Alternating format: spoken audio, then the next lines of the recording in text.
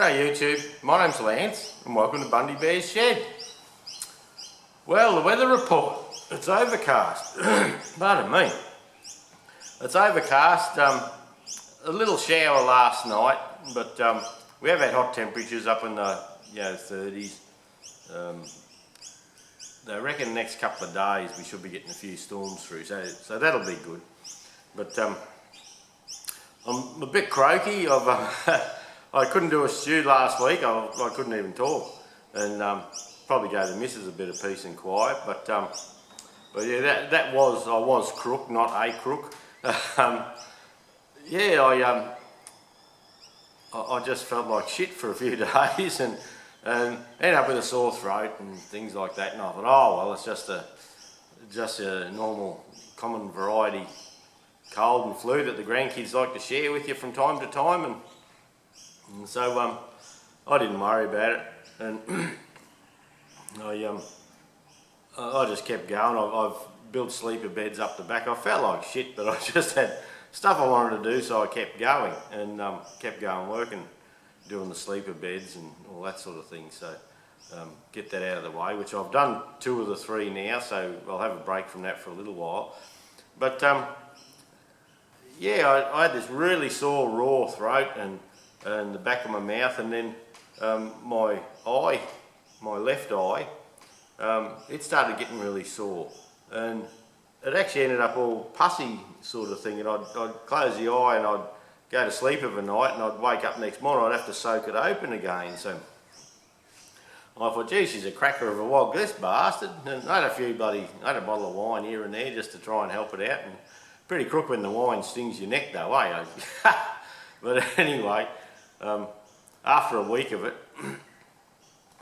things weren't getting better, they were actually going downhill a little bit. So I actually went to the doctor, which is not a common thing for me, and the missus come home from work probably Tuesday or Monday might have been a week from today, and I wasn't home, and no, it was a Tuesday, sorry, and I wasn't home, and I just messaged her I'm at the doctor's, and she's thinking me bloody leg fell off or something or other, and I'm getting these text messages. I had to turn my phone off, and getting these text messages, you alright? And I said, yeah, all good. And so when I got home, I had to have the 3rd degree from her and the young bloke, and what's Dad doing at the doctor? He never goes to the doctor. And I said, well, I was just no bloody good. Not this last week gone, the week before I went to work for 1 day, and then this last week I went to work, I'd start at 6 in the morning, and pardon me, and well, by anywhere from 10 o'clock to 2 o'clock in the afternoon I'd had enough, so I'd come home for a snooze and a bit of a camp and try and settle down again. So nothing got done up in Bundy Bear's shed at all, and yeah, it was just up the shit really. And I'm still not the best, but anyway, it's Monday, time to film a stew, and I'll show you what I've got, which isn't very much, but my young bloke, we put him through as a tradesman diesel fitter, but he never liked it, and he had a job as a disability carer. Then he'd been working for Beasley Hydraulics in town here, and they were getting quiet, and they were starting to do staff reviews, like weekly for some people, and he was one of them, and he sort of felt the writing on the wall, so he left and went to CQ Frames and Trusses, which was just it was just a factory job, just a computer saw. I probably wouldn't mind having a look at it, and it's you feed the plans in on what you need, and the saw sets and yeah, so wouldn't mind having a look at that. But anyway, he's pulled the pin, and pardon me, he's got a job back again now as a disability carer with the Endeavour Foundation in Australia. He was with a mob called Bundy in town here, and I reckon they were dodgy. I may be wrong, but sometimes, like if you got to stay at one of the hostels, you got to stay there all night, but you start at 6 that night, I think, 6 or 8 that night. I can't remember now, but yeah, from between 10 o'clock of the night and 6 in the morning, you got to stay there and deal with everything, but you don't get paid. And next morning you wake up and you get everyone going and off and racing again, and then last Christmas when he was working with them, they a few people would get care. He'd turn up to do a shift and the house would be locked and the people had gone on holidays, not bothered telling anyone. So he ended up, the Kangaroo Bundy, they'd still charge the government for that because, oh no, someone turned up and he'd still get a couple of hours pay for doing nothing. And I said, well, how can a business run like that? Yeah, obviously government funded. And the disability care sector, they need all the money they can get without wasting it. And anyway, if you went and complained to them, you said, yeah, this isn't right or something like that, well, they'd drop you back to about 20 hours a week. And then over the Christmas break, when no one wants to work, everyone's away, well, they'll give you 40, 50 hours a week, but then only ever on casual. They wouldn't put you on permanent at all, or wouldn't give you a permanent contract, permanent part-time they call it in Australia, which means that you have to have a guaranteed 35 or 40 hours a week or something like that, but they wouldn't put you on that. And in the end, they were actually, instead of having one volunteer, like people from the community volunteer to help the disabled as well, and instead of having one-on-one, like my young bloke as a carer, and then one volunteer, they'd send 3, 4, 5 sometimes volunteers with one carer. So what they were really doing was charging the government, I believe, for carers, and yeah, they were using the volunteers, I think. But anyway, look, I may be wrong now. It just seemed dodgy, and it seemed dodgy to me when he was telling me about it, and it seemed dodgy to him, so he ended up leaving because he couldn't get enough hours out of them.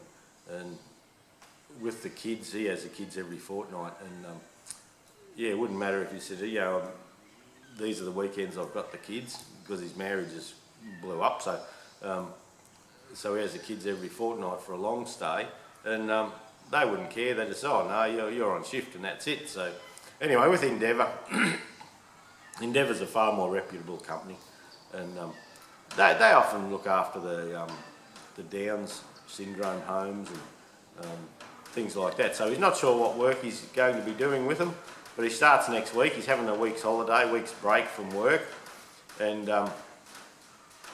so yeah, he's having a break and he's starting with Endeavour in a week's time. So, and they were pleased that he come in. Apparently, male disability carers are harder to find than lady ones and female ones, and yeah, a couple of the people that work there have actually worked with the young fella at his old job at Kangaroo Bundy, and they put in a good word for him, and yeah, so they were happy to have him on board by all accounts. So anyway, that's a good thing. But without working at the hydraulic place and all that, when he got his job there, I lent him a heap of stuff. And I'm just running through sorting it out now, and you can see all the shit on my bench there. That's this morning's job. It's a nice, easy job while I'm not 100%. And I can just poke along and sort my toolbox out ready for the next projects and things like that. But one thing I thought you may be interested in seeing is everyone's seen flare nut spanners. I'll put it in front of my shirt there, it's a bit darker. Everyone's seen flare nut spanners, and this is a 2-inch one with a 1/2-inch drive, and it's made out of 3/8 or 10mm plate. And I actually got these off Grumpy Dave, my neighbour. He was doing something one time, and we'd done a deal anyway, and I got a set of these off him.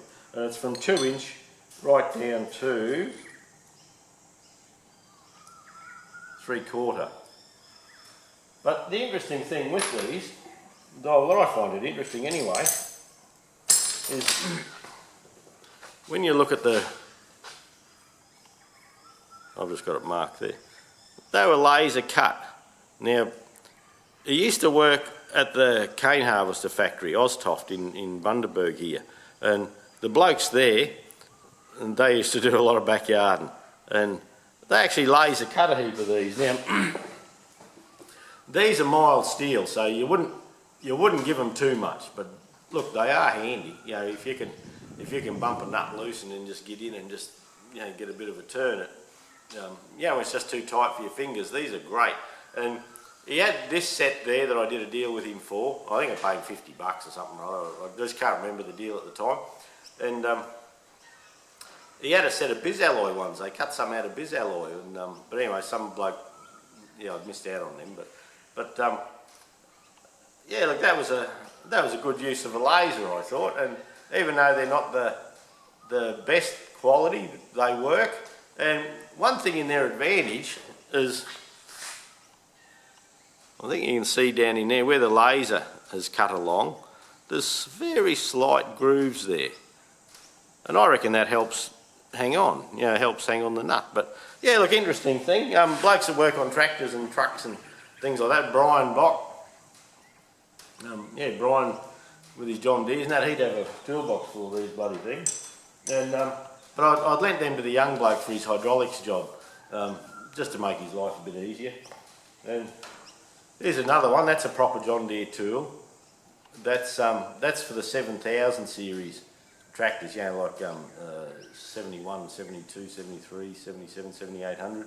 And that's a special John Deere tool for undoing the pipes on the transmission filter on the rear right hand side there. There's big pipes there, and you had to have a thin one to get in there. Then all these fellas, these are the snap-on crow's foot, and that one there, it fits down on the John Deere tractors, on the utility tractors, which is the yeah, 3350s, 3140s, 2030s, and all that, where the hydraulic pumps go up the front. They're under the radiator, and just up in there's a couple of pipes run up the chassis, and these spanners are good for getting in there. And also these little snap-on fellas there, they're very good for that job too. They get in, you can just slide them down the pipe and you can just get it to crack it, because you can't get anything else in there.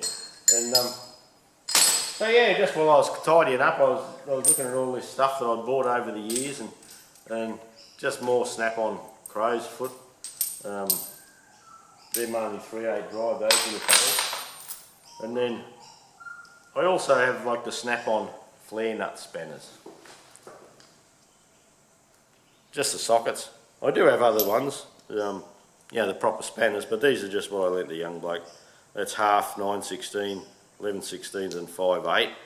They were the common ones I used to use. Then a little 1/2 inch, little snappy, 1/2 inch. I used to use this up in the rockers on the John Deeres, on the Mannheim engines, the engines made in Suresnes in France. And that was one that I'd had for years, and it was getting a bit sloppy in the jaws. So yeah, so I'd actually bought another one just to keep the show on the road. And then the other thing are just Australian made, probably Japanese made, Chinese made if the truth's only known, king chrome flare nuts sockets, and they're all the metric ones. But yeah, just interesting. I'm in the process of cleaning up my bench here, and just running through some of the stuff, and yeah, just the tools you come across. While I've been feeling a bit crook, I've done, like I was saying, they were big days, but I pushed myself along, and I'll take you up the front and I'll show you the sand pits finished for the kids, and the one garden bed's done. On the end of the garden bed there's a frame that I was going to use, the old framework from the office in town when we did up the Queensland Tractor Spares shop, and I was going to use that frame and build like a little lawn locker thing, but I've had a look at all that, and you know, putting new screws and bolting it down, doing the whole thing, and I'm going to pull out of that job.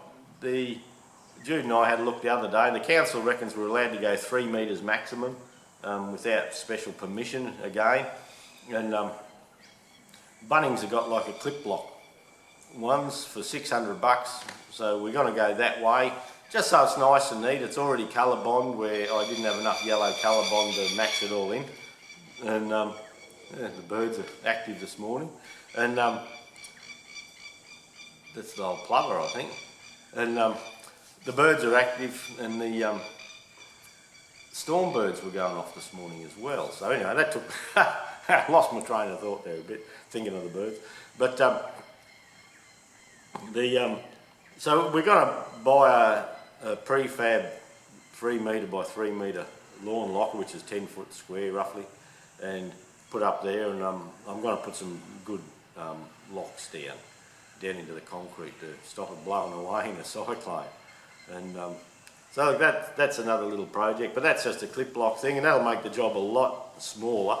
And I've been levelling out the backyard and you know, a shovel of dirt here and a shovel of dirt there and all that. So I'm getting on top of the jobs up the front there at the moment, which is good.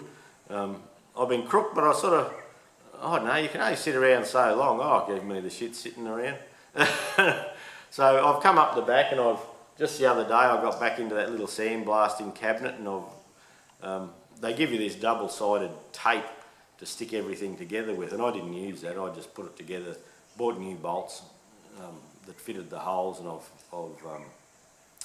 used a silicon-based sealant, a neutral sealant, to do that. So I've got that nearly ready to go.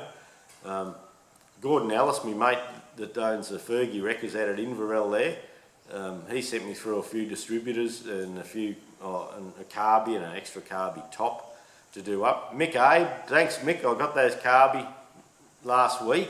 I popped into the shop and they said, "You've been buying carbies?" And I said, "No, Mick gave me one." So look, thanks Mick. I've got that one, I'll work through it.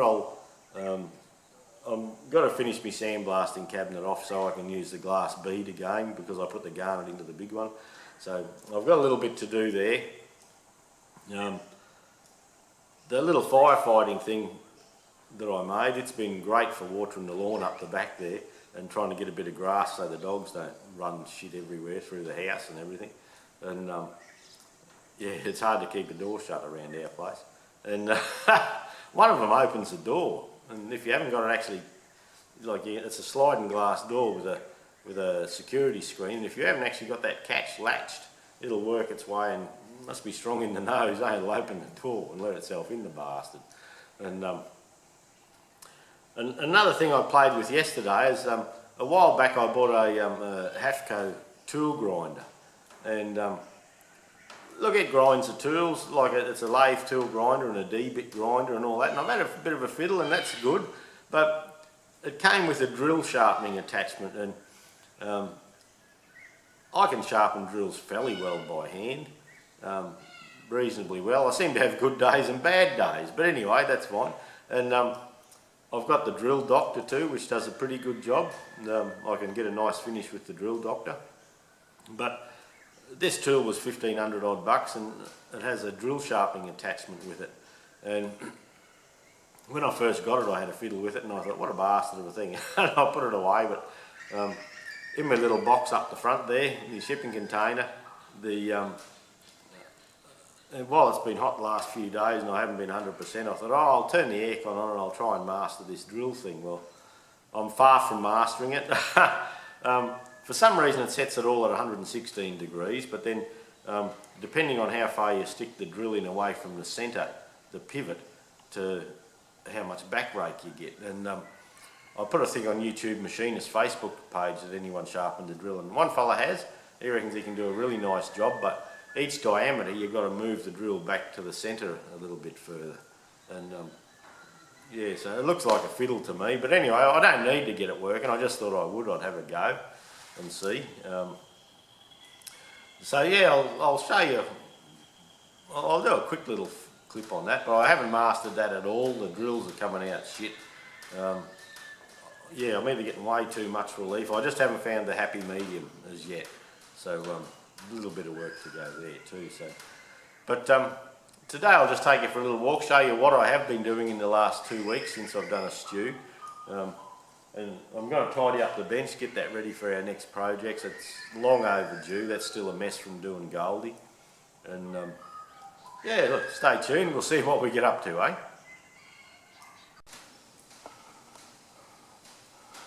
And that's where the toolbox is, and that's where I just did the first part of the stew. I've got the Queensland Tractor Spares hoochie up in here, and over the time a couple of screws had rattled out, so I've had the grandkids up there. We've been up here pretending we're camping, and tell you what, it's nice to have a snooze on that chair. But yeah, some of the screws these fellas up in through here. Yeah, a couple of them had rattled out with the time, so I've just replaced all them with M6 screws. So that's a ring in. That's a ring in just there. I couldn't find a proper tapered head one. So yeah, I've just been looking for little jobs, tiny little jobs that don't take much brain effort. And here's my helper here. Hey, not doing much help, a little bit. But anyway, the chair's a bit small. My legs got to hang over the edge. So. And the sandblast cabinet for the bead blast. This has been a long project. I should have had this finished ages ago, but I don't know. I just got stuck in my little gold tractor and everything else slowed up. I've got to put the gloves in yet. I've just put the screen and all in, and I've sealed all the joints to try and have less dust in the area here. So they're still just a little tacky. It's not too bad. I'm going to just drop a mesh in. They've got like a bit of an elaborate floor set up to go in there, but I'm just going to put a bit of mesh with a bit of fine over top of it because it's mainly going to be small carby parts. So that's nearly done. I'm nearly ready to hook it up. Yeah, that'll probably happen today, I would say. I'll just have a bit of a fiddle along while I'm looking for a nice easy job. Well, there you go. I've still got to make some steps, but we've got the sand pit all up and working. Not enough John Deeres in there really, but anyway, and Massies and things like that. But look, that's okay. We've got a nice broad top around it. And on Friday I went to the local landscaping place and got a ute load of light sand. It's all washed sand, so that's a goer. Then later on, it's 3 sleepers. The sleeper's a bit over 8 inches high, and so later on that'll be a nice high garden bed for us when the kids don't feel like they need a sand pit anymore. So I've got that completely finished. Now over here, this is the next one that I did while I was crook, and yeah, it's not looking too bad. So that's about 8 metres, 24, 25 foot long. Once again with the edge that we can sit on, and then down inside at every post we've got a joiner going through to stop it from spreading its legs. And yeah, look, that's come up okay as well. On the lawn here, I've been filling in bits and pieces of the lawn, and I've got a little bit of grass, that bit right over in the corner there. That's all reseed, so that's coming up. There's a couple of dogs here. And down the side I've levelled all that right to the edge of that bank there now with the rake, and we'll continue on there. Now this bomb side here, that was where we were just sitting the frames up, and we're going to use our old office stuff to put the lawn locker on this concrete slab here. But yeah, like I was saying, we've decided not to do that now.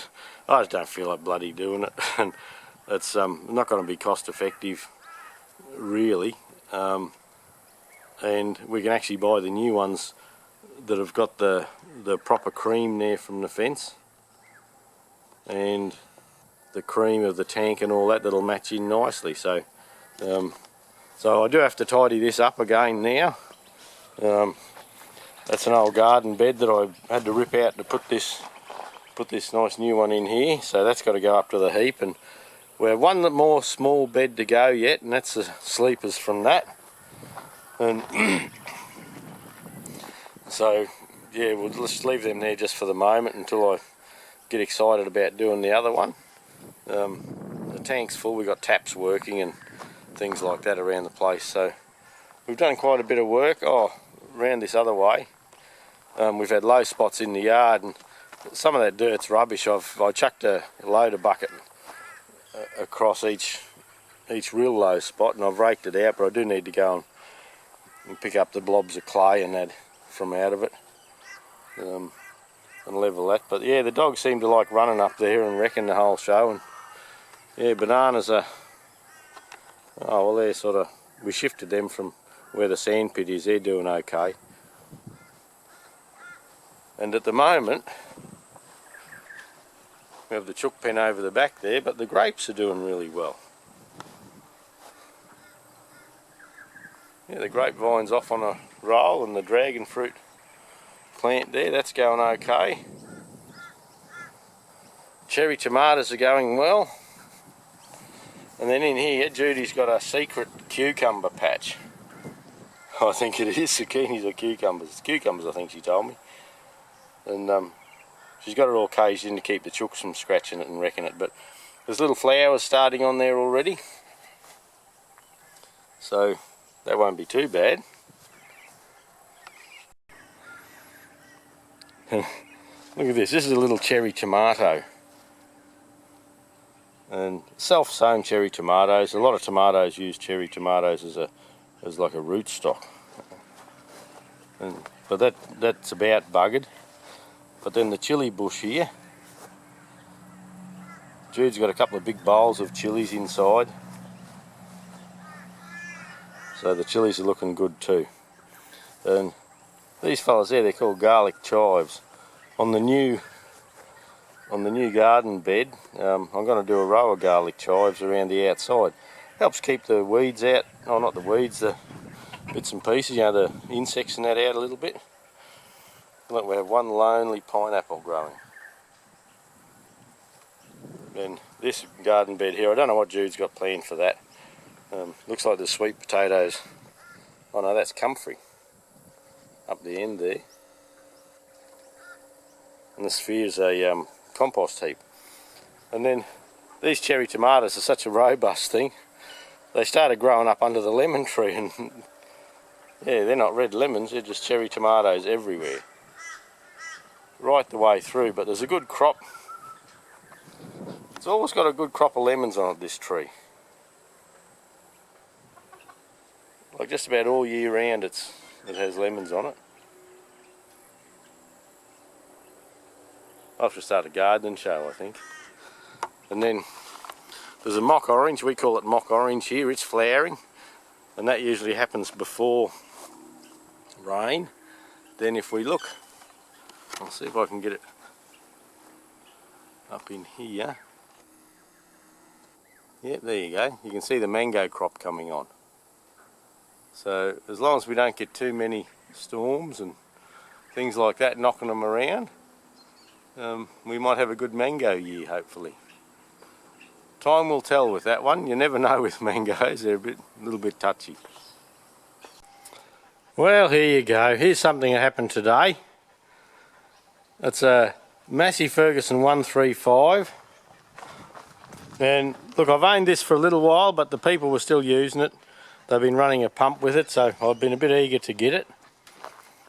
And look, the back tyres are good. The mud guards and roll frame and all that, they're just complete rubbish. Linkage arms aren't too bad. The rims aren't too bad.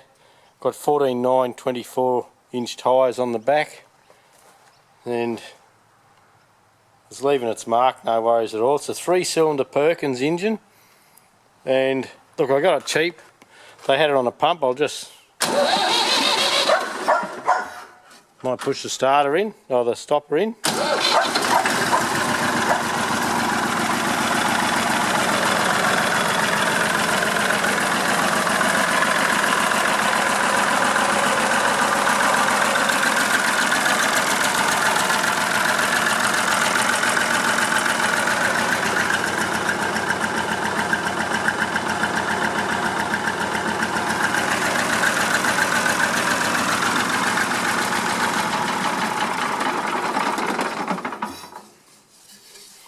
So even though the motor's poor on it, it does start and run okay.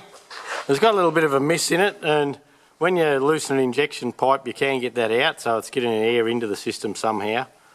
And this is one of our next projects. I've always wanted a 135. This is the first one I've ever owned, and I got it nice and cheap, so it's got no foot plates. It's a roughie, which is, look, that's how I like them. Gives me a chance to do a lot to it. So yeah, there's original front rim this side, and it's non-original that side. But yeah, look, all in all, that'll be getting a big clean up and all the rubbish taken off it over the next weekend, and we'll decide what we're doing and how we're doing it.